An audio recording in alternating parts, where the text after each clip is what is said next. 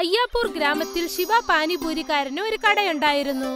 ശിവയുടെ പാനിപൂരി വളരെ നന്നായിരിക്കും, പക്ഷേ കാശും വളരെ കുറവാണ്.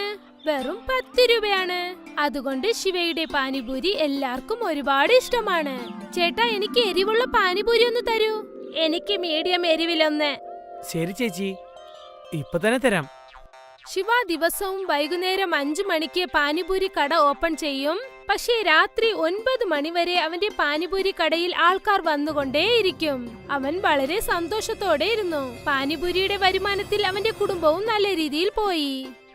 ഇതാ ഭാഗ്യവാൻ, കൊറേ ദിവസമായിട്ട് നീ മുന്നയ്ക്ക് വേണ്ടി ഡ്രസ് ചോദിച്ചില്ലേ? അല്ല, വളരെ നല്ലത്. ഇതില് നീ ചോദിച്ച പുതിയ സാരിയും ഉണ്ട്. ഇപ്പോൾ ഇതിനെന്താ ആവശ്യം? ആവശ്യമില്ലാതെ എങ്ങനെ ഉണ്ടാവും? ഞാൻ മുന്നയ്ക്ക് വേണ്ടി ഡ്രസ് വാങ്ങാൻ പോയി, അങ്ങനെ നിനക്ക് ഞാൻ സാരിയും വാങ്ങിട്ട് വന്നു. നിനക്ക് ഇഷ്ടായില്ലേ? വളരെ സന്തോഷം ചേട്ടാ. അങ്ങനെ തന്നെ. എനിക്ക് അറിയാലോ നിനക്ക് സാരി വളരെ ഇഷ്ടമാണെന്ന്. അതുമാത്രമല്ലാതെ നിനക്ക് ഇഷ്ടപ്പെട്ട കളറിലാണ് ഞാൻ വാങ്ങിട്ട് വന്നത്. അതെ ചേട്ടാ. പിന്നെ ഇതാ, ഈ മാസത്തിന്റെ വീട്ടു ചെലവ് കാശും ഉണ്ട്, മുന്നേ എന്റെ സ്കൂൾ ചെലവ് കാശും ഉണ്ട്. ഈ മാസം 10,000 ഞാൻ ചേർത്ത് വെച്ചിട്ട് ബാങ്കിൽ ഞാൻ ഡെപ്പോസിറ്റും ചെയ്തിട്ടുണ്ട്. എങ്ങനെയുണ്ട്? വളരെ നല്ലത്. എപ്പോഴും ദൈവത്തിന്റെ അനുഗ്രഹം നമ്മുടെ കൂടെ വേണം. ആഹാ.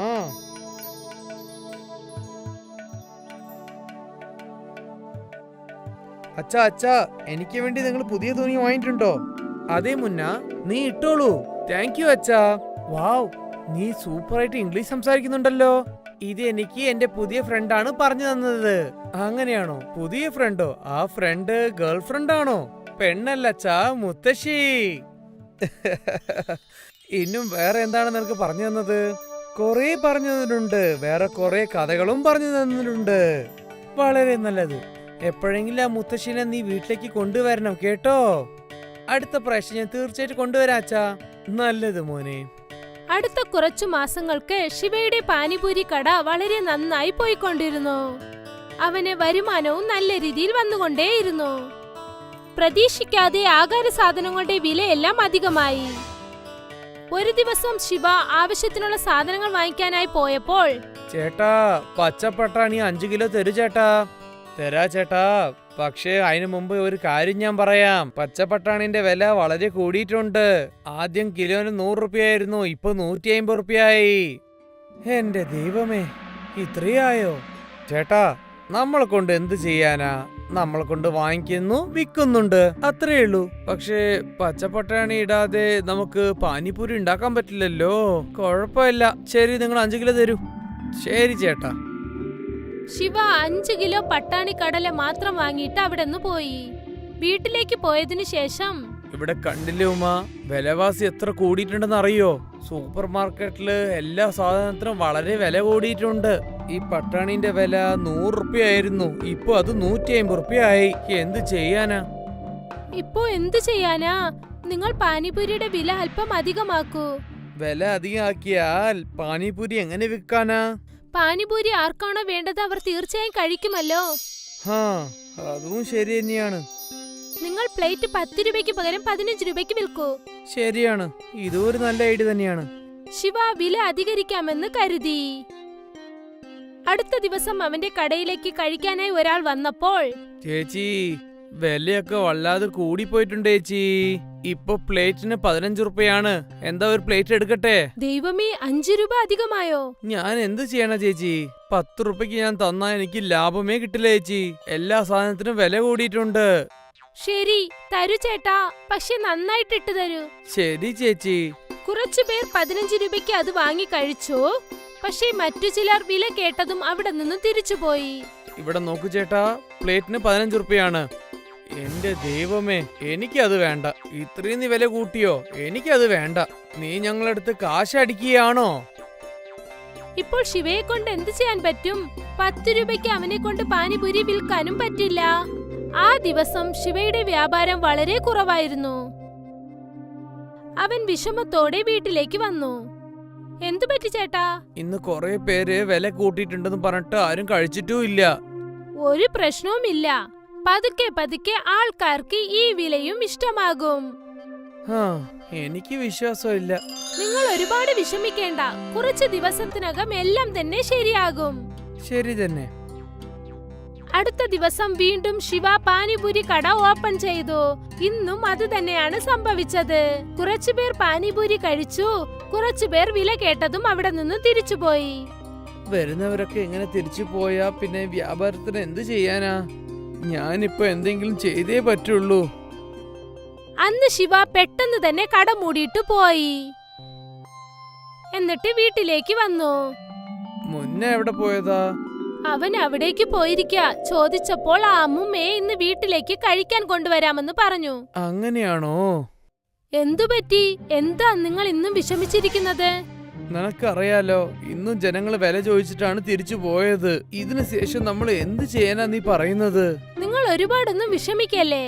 അപ്പോൾ പെട്ടെന്ന് കതക് തട്ടുന്ന ശബ്ദം കേട്ടു. നന്ദുവും മുത്തശ്ശിയും അവിടേക്ക് വന്നു. വരൂ അമ്മേ, വരൂ. നിങ്ങൾ രണ്ടുപേരും സംസാരിക്കുന്നത് കേട്ടു. എന്തെങ്കിലും പ്രശ്നമുണ്ടോ? എന്ത് പറയാനാ മുത്തശ്ശി, പ്രശ്നങ്ങൾ കുറേ ഉണ്ടല്ലോ. ഞാൻ 10 രൂപയ്ക്ക് പാനിപൂരി വിറ്റപ്പോൾ എല്ലാം ശരിയായിട്ടാണ് പോയത്. വില കൂട്ടിയതിനു ശേഷം ഞാൻ 10 രൂപയുള്ള പാനിപൂരിയെ 15 രൂപയ്ക്ക് വിൽക്കുമ്പോൾ ഒരാളും വന്നിട്ടും ഇല്ല, ആരും കഴിക്കുന്നുമില്ല. വരുന്നവരൊക്കെ വിലയും ചോദിച്ചിട്ട് ആരും കഴിക്കാതെയാണ് തിരിച്ചു പോയത്. എന്റെ കയ്യിൽ നിങ്ങളുടെ ഈ രണ്ടുപേരുടെയും പ്രശ്നത്തിന് ഒരു പരിഹാരമുണ്ട്. നിൽക്കൂ, ഞാൻ ഇപ്പോൾ വരാം. മുത്തശ്ശി ഇത് പറഞ്ഞിട്ട് അവരുടെ വീട്ടിലേക്ക് പോയി. കുറച്ചു സമയത്തിനകം ഒരു ഡപ്പ എടുത്തുകൊണ്ട് അങ്ങോട്ട് വന്നു. ഇത് വാങ്ങിച്ചോ മോനെ. ഇതെന്താണ് മുത്തശ്ശി? ഇതൊരു മാന്ത്രിക ഉപ്പാണ്. നീ ഈ ഉപ്പ് പാനിപൂരിക്ക് മാവ് കുഴയ്ക്കുമ്പോൾ ചേർത്തോ. പക്ഷെ അതിൽ ഒരു തുള്ളി മാത്രമേ ചേർക്കാവൂ. അതുകൊണ്ട് എന്താണ് നടക്കാൻ പോകുന്നത്? നീ ആദ്യം കലക്കി നോക്ക് മോനെ. ശിവ ആ ഡപ്പ എടുത്തുകൊണ്ട് നേരെ നടന്ന് അവന്റെ അടുക്കളയിലേക്ക് ചെന്നു. അവൻ മാവ് ഉരുട്ടാൻ തുടങ്ങി. എന്നിട്ട് ആ മാവിൽ ഒരു പിഞ്ച് അമ്മുമ്മ കൊടുത്ത ഉപ്പ് ആഡ് ചെയ്തു. ഇപ്പോഴും ഒന്നും നടന്നിട്ടില്ലല്ലോ അമ്മേ. നോക്കിക്കൊണ്ടേ ഇരിക്കും മോനെ. ശിവ മാവിനെ ഭൂരിയാക്കി മാറ്റി. അവൻ ആ ഭൂരി എടുത്ത് എണ്ണയിലിട്ട് പൊരിക്കാൻ തുടങ്ങിയതും തന്നെ ഭൂരികളുടെ നിറം മാറി. ഒരു ഭൂരി ചുവന്ന നിറത്തിലായിരുന്നു, മറ്റേത് പച്ച നിറം, മറ്റൊന്ന് വയലറ്റ്, മറ്റൊന്ന് മഞ്ഞ. എന്താ ഇത്? ഇതാണ് മോനെ ആ അത്ഭുതം. ഈ മാന്ത്രിക ഉപ്പ് ഒരിക്കലും തീർന്നു പോകില്ല. പിന്നെ ഈ കളർഫുള്ളായ പാനിപൂരിക്ക് ആര് വേണമെങ്കിലും അധികം കാശ് നൽകും. അതെ അമ്മേ, വളരെ നന്ദിയുണ്ട്. നിങ്ങൾക്ക് പൂർണ്ണമായിട്ട് നന്ദിയുണ്ട്. ഇനി എന്റെ പ്രശ്നത്തിന് ഒരു തീരുമാനം വന്നു കഴിഞ്ഞു. ഞാൻ എന്റെ പേരക്കുഞ്ഞിനു വേണ്ടി ഇതുപോലും ചെയ്യില്ലേ? എന്താ മകനെ നന്ദു? ശരിയാണ് മുത്തശ്ശി. കളറായ പാനിപൂരി കണ്ടപ്പോൾ എല്ലാവർക്കും സന്തോഷമായി. എല്ലാവരും ഒന്നിച്ചിരുന്ന് വളരെ സന്തോഷത്തോടെ ആഹാരം കഴിച്ചു. അടുത്ത ദിവസം രാവിലെ ശിവ കട തുറന്നതും എല്ലാവരും ആ കളർഫുള്ളായ പാനിപൂരി കണ്ട് ഒരുപാട് അതിശയിച്ചു. എന്താ ചേട്ടാ, കളറായിട്ടുണ്ടല്ലോ. ഇത്രയും കളർഫുൾ ആണോ? ഇത് എന്റെ സ്പെഷ്യൽ കളർ പാനിപൂരിയാണ്. വെറും 20 രൂപയുള്ളൂ. ശിവ അവന്റെ കസ്റ്റമേഴ്സിന് കളർഫുൾ ആയ പാനിപൂരി നൽകാൻ തുടങ്ങി. ആ കളർഫുൾ ആയ പാനിപൂരിയുടെ ടേസ്റ്റും വ്യത്യാസമായിരുന്നു. വളരെ നന്നായിട്ടുണ്ട്. ആദ്യമായിട്ടാ ഇത്ര വ്യത്യാസമായ പാനിപൂരി കഴിക്കുന്നത്. വളരെ നന്ദിയുണ്ട് ചേച്ചി. ആരൊക്കെയാണോ ശിവയുടെ ആ പാനിപൂരി കഴിക്കുന്നത് അവരൊക്കെ അവനെ പുകഴ്ത്താതെ പോയതേ ഇല്ല.